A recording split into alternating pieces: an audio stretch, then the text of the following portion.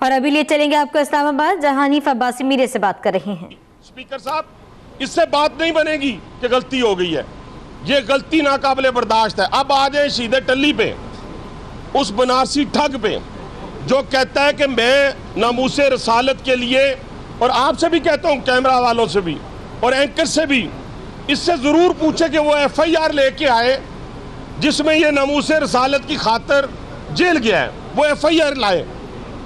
मैं आपके सामने खड़ा हूँ, हमारे ये दोस्त ज़ियाउल्लाह शाह साहब आपके सामने खड़े हैं। 2006 के अंदर जब तुम रावलपिंडी के अंदर मौजूद थे और तुम्हारा जो पीरो मुर्शद था परवेज मुशर्रफ, जब पूरी दुनिया के अंदर नबी आखिर ज़मान सल्लल्लाहु अलैहि वसल्लम के हवाले से एहतजाज किया जा रहा था, जिसमें हजूर की नामूस के ऊपर हरफ आया था डेनमार्क के अंदर और दूसरे ममालिक के अंदर, तो उस वक़्त मरी रोड के ऊपर तुम पुलिस के साथ खड़े होकर हमें डंडे पड़वाते थे नामूसे रसालत के नाम के ऊपर, और हमें जेलों में भेजा गया। और हमें फ़ख्र है उन जेलों के ऊपर। तुम लोगों के सामने झूठ ना बोला करो। कहते हैं कि मेरी वालदा फोत होगी, उसके बाद मैंने सच बोलना शुरू किया। खुदा की कसम, उसके बाद तो तुमने ज़्यादा झूठ बोलना शुरू किया है।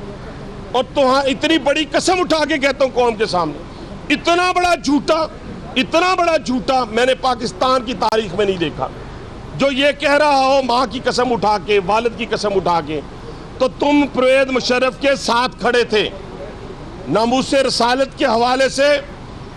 जब जुलूस लेकर रहे थे मरी रोड के ऊपर, तुम उनके साथ कर क्यों झूठ बोलते हो, क्यों कौम को गुमराह करते हो। और ये इमरान खान तो वो शख्स है जिसने कहा था जब मैं पावर में आऊँगा, इसीलिए अल्लाह उसको पावर में नहीं लेके आ रहा, जब मैं पावर में आऊँगा तो ख़त्म नबूवत से मुतल्लक जो कानून है उसको ख़त्म कर दूँगा। अगर किसी को इतराज़ हो तो वीडियो मेरे मोबाइल के अंदर मौजूद है, उसके मुंह से निकला हुआ एक एक लफ्ज़।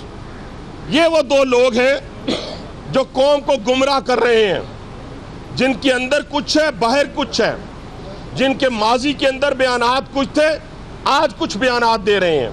अब आ जाते हैं हम जहांगीर तरीन के केस के ऊपर। ये मेरा अपना ज़ाती पॉइंट ऑफ व्यू है जो कब्र तक रहेगा, जिसको कोई नहीं छीन सकता और जिसे कोई बड़ी से बड़ी मुराद जो है वो अट्रैक्ट नहीं कर सकती। ये मेरा ईमान का हिस्सा है।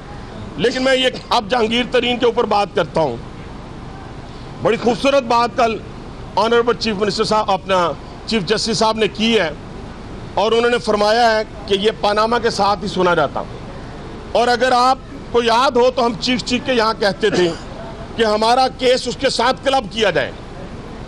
ये हम बार बार कहते थे कि हमारा केस क्लब किया जाए और उसी वक्त उसके साथ फैसला किया जाए। बहरहाल अब तो वो बात नहीं रही, और उसके बाद हम अदालतों में पेश होते रहे और हो रहे हैं इंशाअल्लाह ताला।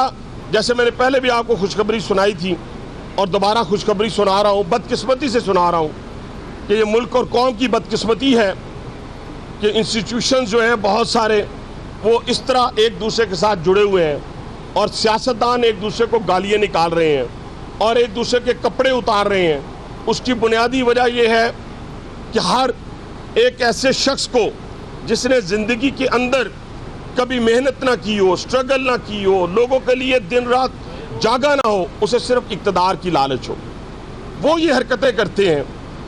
आज अरबों रुपए की इकॉनमी जो है वो डूब चुकी है पाकिस्तान की। किसका कसूर है? ये नवाज शरीफ साहब का कसूर है।